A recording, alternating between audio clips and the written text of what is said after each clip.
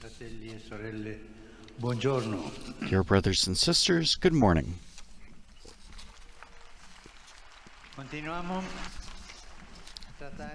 We continue to deal with the theme of discernment.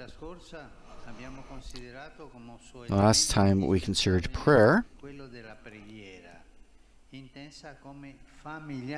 as an indispensable element, and prayer understood as familiarity and confidence with God as its indispensable element, not like repeating words like a parrot. This is what we saw in our last catechesis. Today, I'd like, in a somewhat complementary manner, to emphasize that good discernment also requires knowledge of self, knowing yourself. And this is not easy.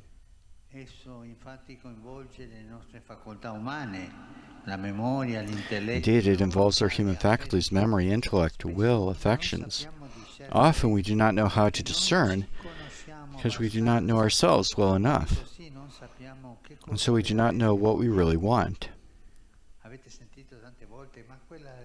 And we've heard many times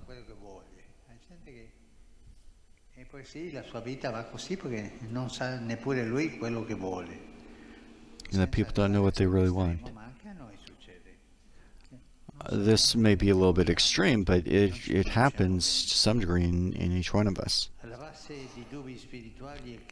Underlying spiritual doubts and vocational crises is not infrequently an insufficient dialogue between religious life and our human, cognitive, and affective dimensions.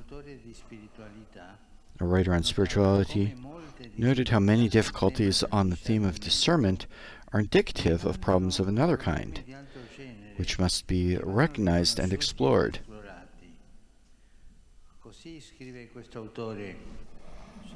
This author writes, "I have come to the conviction that the greatest obstacle to true discernment and to real growth in prayer is not the intangible nature of God, but the fact that we do not know ourselves sufficiently and do not even want to know ourselves as we really are. Almost all of us hide behind a mask, not only in front of others, but also when we look in a mirror.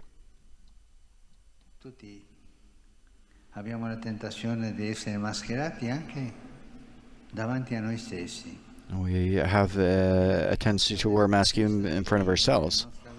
Forgetfulness of God's presence in our life goes hand in hand with ignorance of ourselves.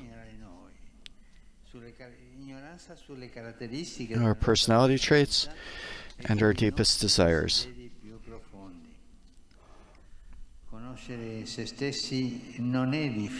Knowing oneself is not difficult, but it is laborious. It implies patient soul-searching. It requires the capacity to stop, to turn off the autopilot, to acquire awareness of our way of acting, of the feelings that dwell within us, of the recurring thoughts that condition us, often unconsciously. It also requires that we distinguish between emotions and spiritual faculties. I feel is not the same as I am convinced. I feel like it's not the same as I want. Thus we come to recognize that the view we have of ourselves and of reality is at times somewhat distorted. To realize this is a grace. Indeed, very often it can happen that erroneous convictions about reality based on past experiences strongly influence us, limiting our freedom to strive for what really matters in our lives.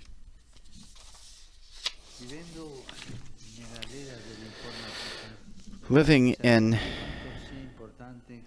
the age of information technology, we know how important it is to know the password in order to get into the programs where the most personal and valuable information is stored. Spiritual life, too, has its passwords. They're words that touch the heart because they refer to what we are most sensitive to. The tempter knows these passwords well, and it is important that we know them too, so as not to find ourselves where we do not want to be. Temptation does not necessarily suggest bad things, but often disordered things presented with excessive importance. In this way, it hypnotizes us with the attraction that these things stir up in us, things that are beautiful but illusory, that cannot deliver what they promise, leaving us in the end with a sense of emptiness and sadness. This sense at times that we have gone along a path that is not right, and we end up disoriented. They can be degrees, careers, relationships, all things that are in themselves praiseworthy, but towards which, if we are not free, we risk harboring unrealistic expectations, such as confirmation of our own worth. You, for example, when you think about the studies that you're doing, you can think about promoting yourself.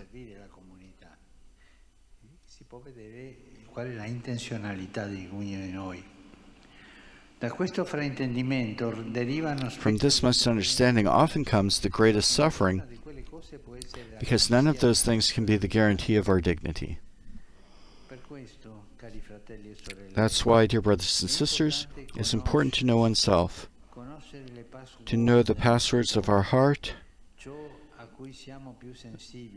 what we are most sensitive to, in order to protect ourselves from those who present themselves with persuasive words to manipulate us, but also to recognize what is truly important for us, distinguishing it from current fads or flashy, superficial slogans.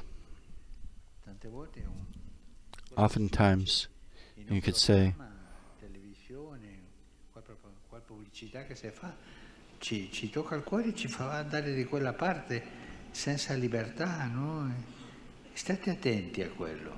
Sono libero o mi lascio andare dei sentimenti del momento o delle provocazioni? The Holy Father says, beware of things that are trying to manipulate you. Aiuto in questo è l'esame di coscienza. An aid in this is an examination of conscience. This is not like the examination you do before confession. This is more of a general reflection on the day. What happened in my heart today, on this day?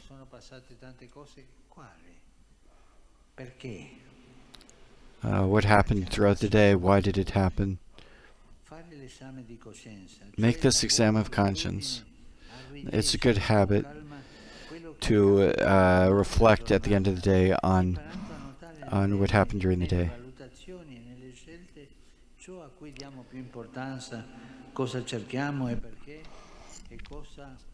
An aid in this examination of conscience, that is the good habit of calmly reading what happens in our day, learning to note in our evaluations and choices what we give most importance to, what we're looking for and why, and what we eventually find.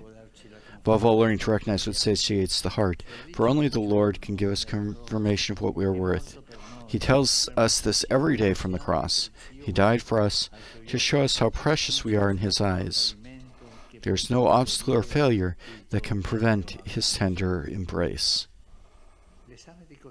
The examination of conscience is good for everyone.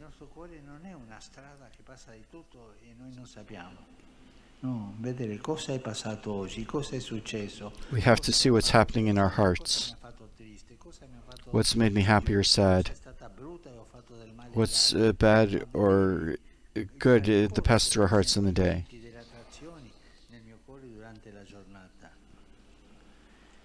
Non dimenticatevi, l'altro giorno abbiamo parlato della preghiera, oggi parliamo della conoscenza di se stessi. La preghiera e la conoscenza di se stessi. Prayer and self-knowledge enable us to grow in freedom. Questo è per crescere nella libertà. Sono elementi basici. They are basic elements of Christian existence and precious elements for finding one's place in life.